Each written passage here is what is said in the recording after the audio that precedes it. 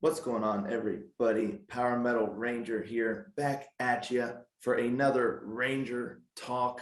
And today we got very, very special guests, none other than the mighty, timeless Rage. We got Christian, we got Frank, and we got Michael. Thank you guys so much for joining me here today. You're welcome. Glad to be here. Thanks, Al. Welcome. Thank you too. Thank you taking the time out of your busy days. And just to throw it out there, Frank is on vacation, but he still decided to show up here. So thanks so much.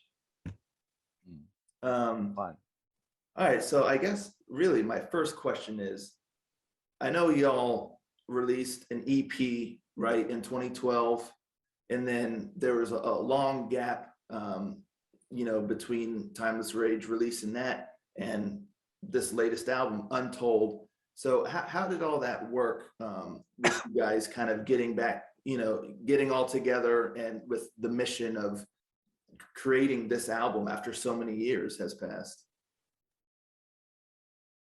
Okay, I'm Michael. I'm from Timeless Rage, and I'm staying in the band from 2012 until today. And we had a great EP release in 2013, and it was very special thing for us. And we played grandiose shows with big players from the scene, and then we have many hard years to step by step go forward to find our way. And the lineup changes we had, this was very difficult for us. And we have many good musicians in our band, but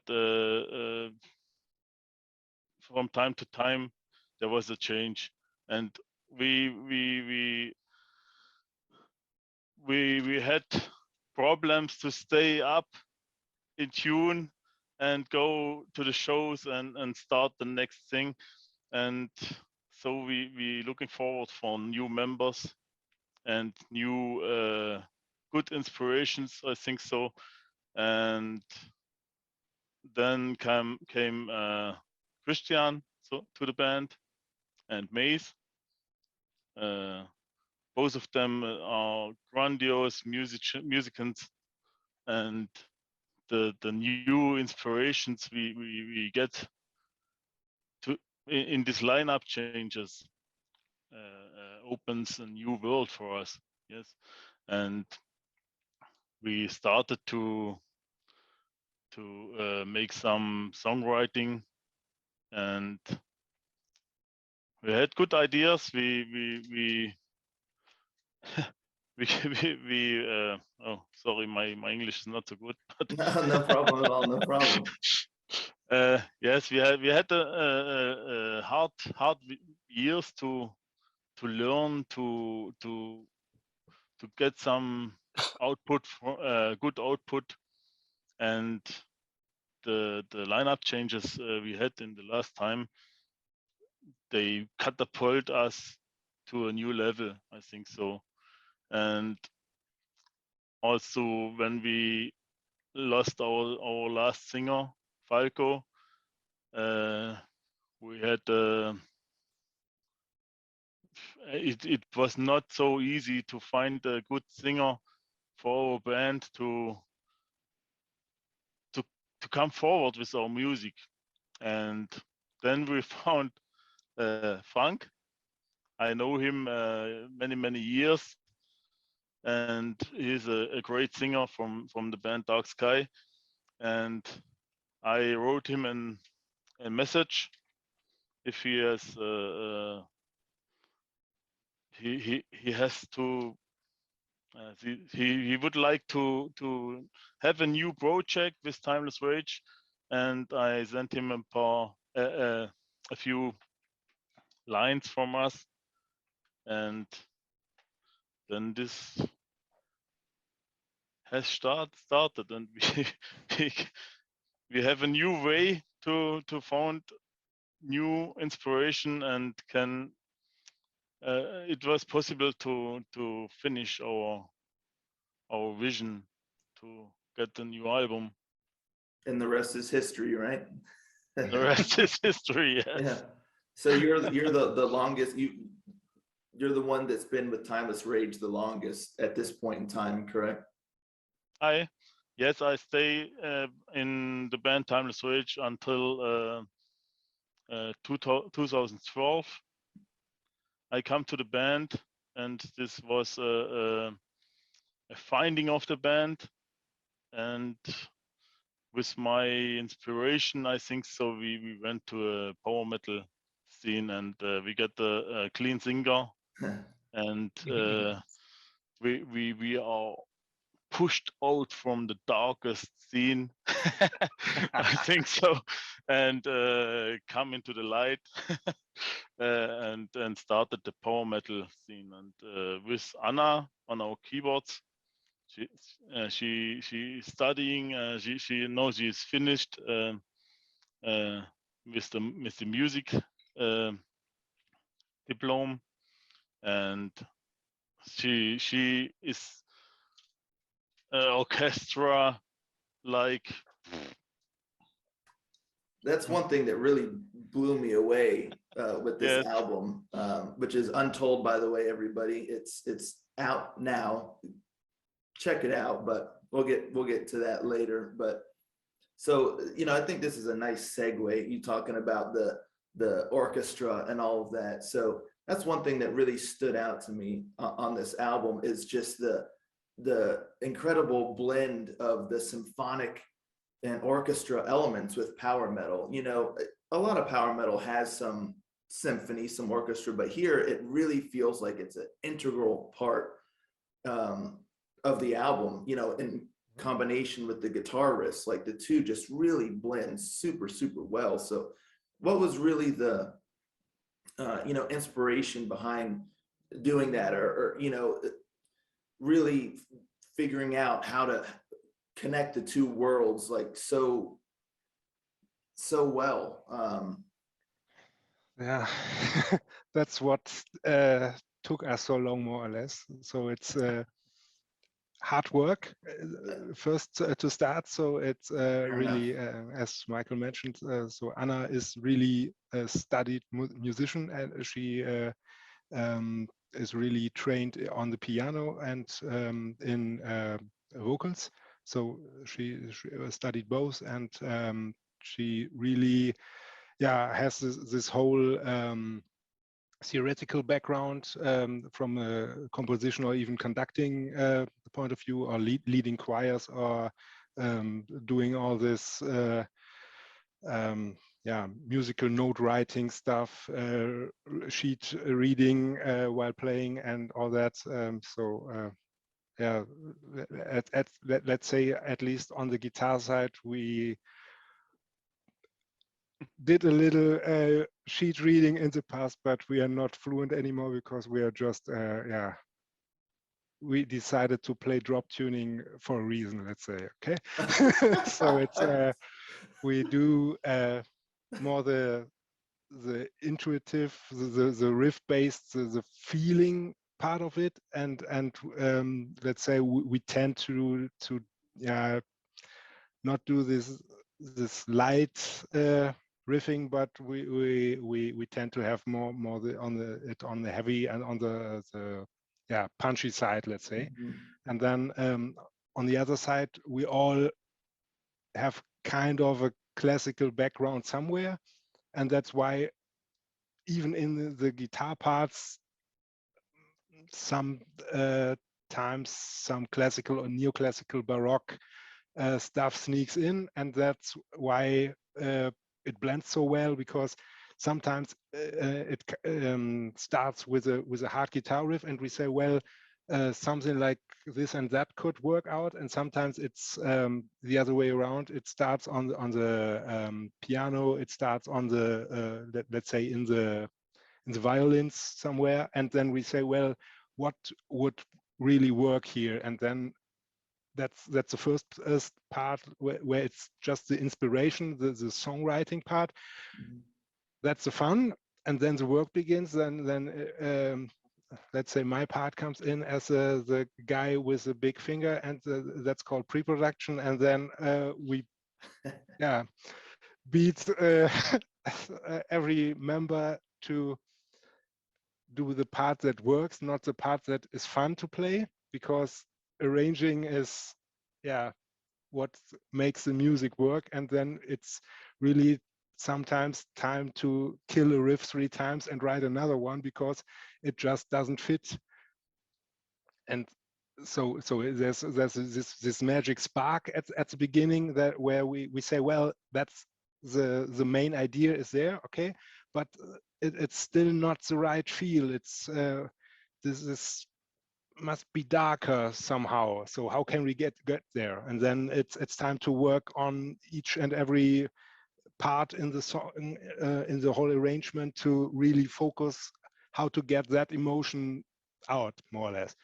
So, and then even after that was all done, we entered with the recording we did, we entered a studio, and Markus Teske is a great producer, also classically trained. He worked with bands like Mob Rules or Vandenplas, yeah, Vandenplas, and he's really, yeah, he also has a great ear and a great sense for harmonies. And then he sometimes even proposed on those really worked out songs, proposed changes. Well, here, why did you do it like that? Let's see if we can get to another direction. And sometimes we agreed, sometimes we said, no, let's keep it the old way. But that was even one extra step that we had there. So it was, yeah, let's say songwriting with, yeah, classically trained members. Then it was a lot of pre-production, and then it was even production work. And then, yeah, now we have a result we are really happy with. And but you say, well, it blends so well because we worked on that for quite some time. Let's say, yeah. Yeah, that really shows. It's an integral part of our style. That's it. So it's not just a keyboard, yeah, playing one chord and then nothing happens. But it's yeah, in some parts really orchestral work, in some parts more like small accents or something. But yeah, it's always in the, yeah, how do we get to that emotional impact we want to create at that point in time? That's what it's all about. The theme of the album, Untold, you know, but lyrically and sound wise, it's kind of got like some heavy themes, but also like a sense of hopefulness, I guess, as well. Was there any inspirations that you've had in determining the feel of the album that you wanted, both lyrically, I guess, and sound wise?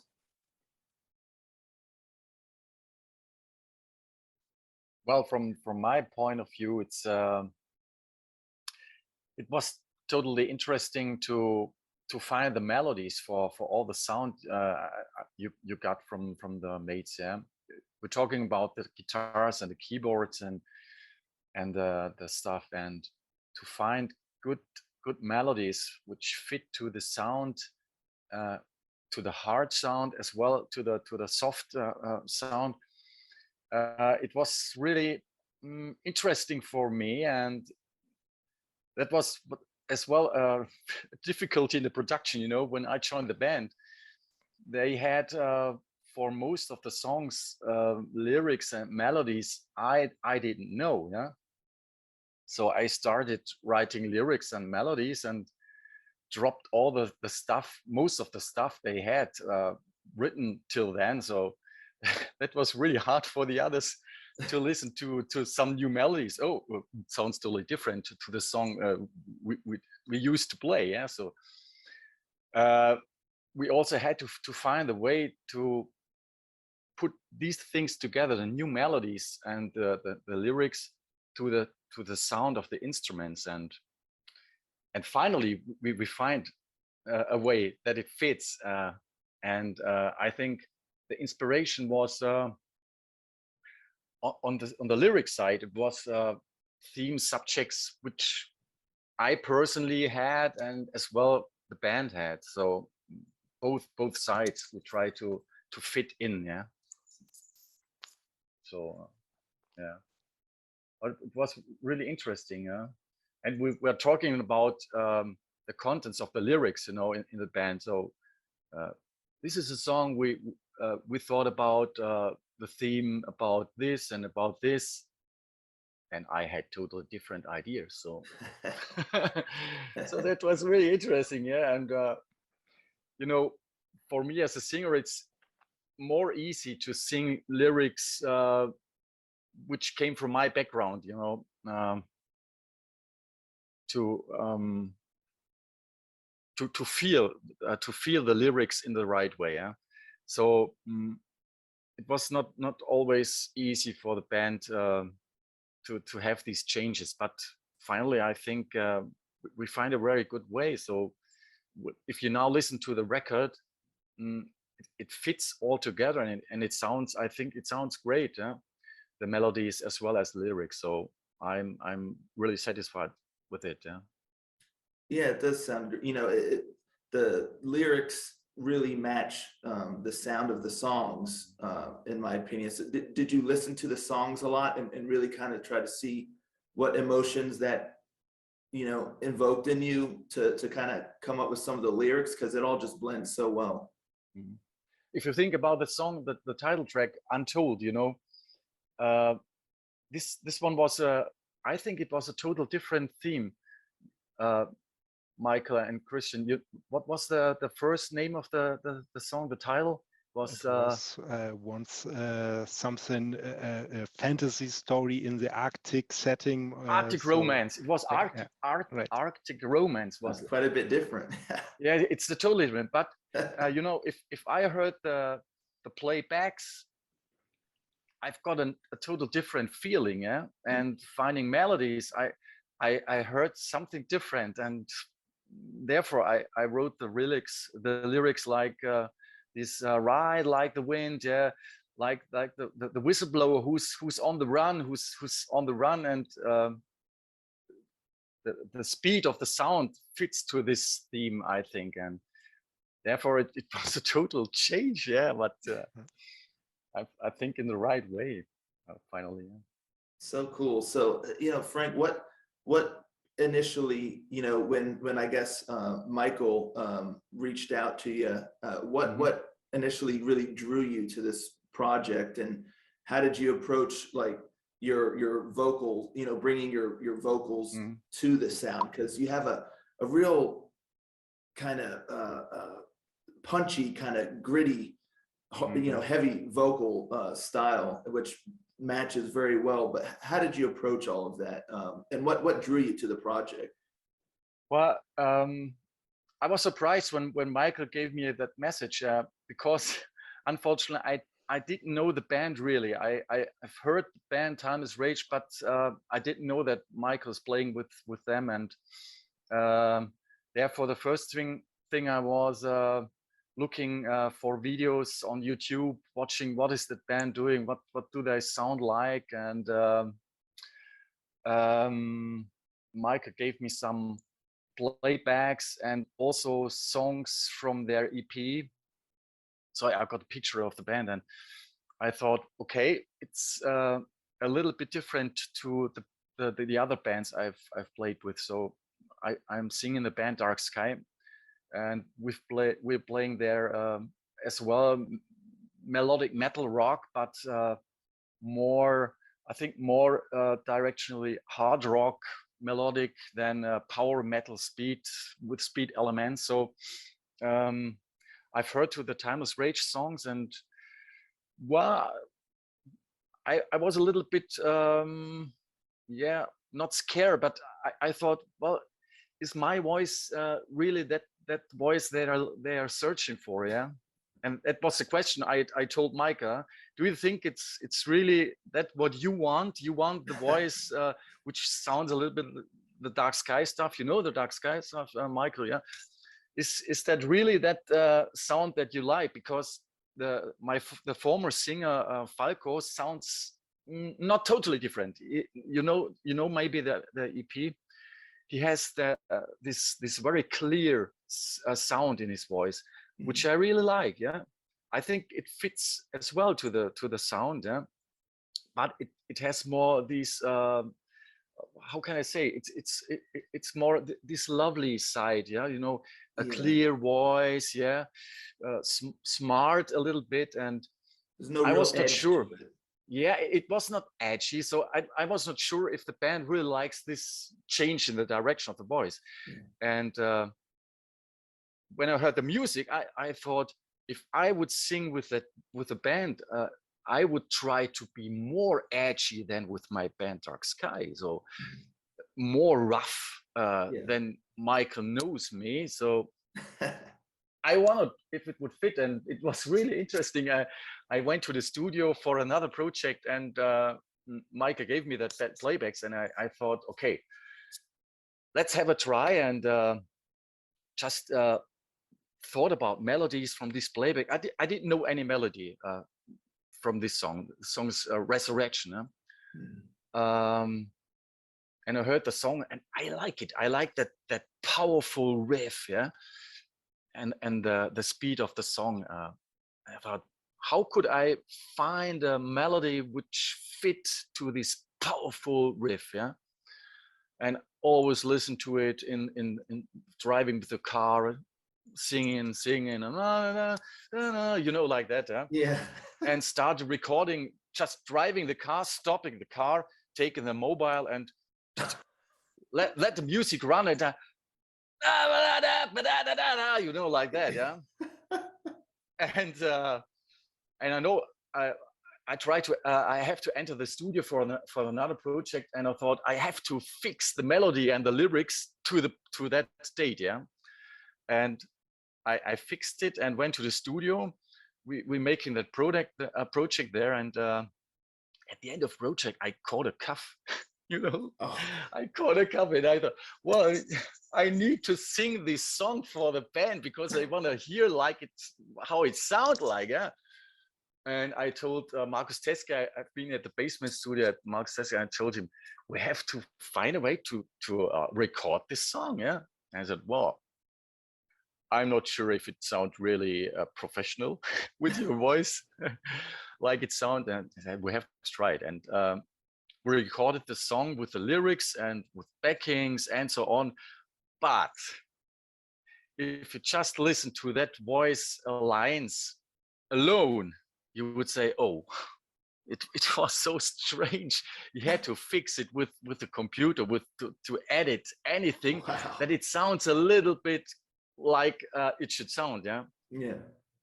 But at the end, I think he made a really good job. I sent the tape to Michael, and I was really excited. What would he say? What would he say? What would he say? Would he say, well, it's good, but we're gonna think about it. Or he would say, well, it's okay. And he told me, well, it's fantastic. Nice. We really like it. We like it. All of the guys really like it. Yeah. So let's find a way. Let's carry on. Let's carry on with it. So I felt really good with it, and I thought, okay, that was the first step.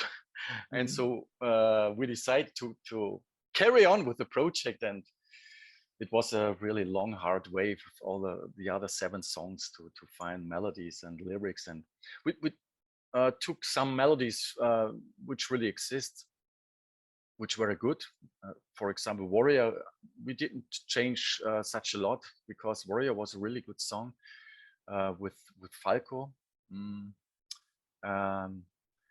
so we had a lot of work, but I think it sounds really great, but it was so interesting and hard at the beginning.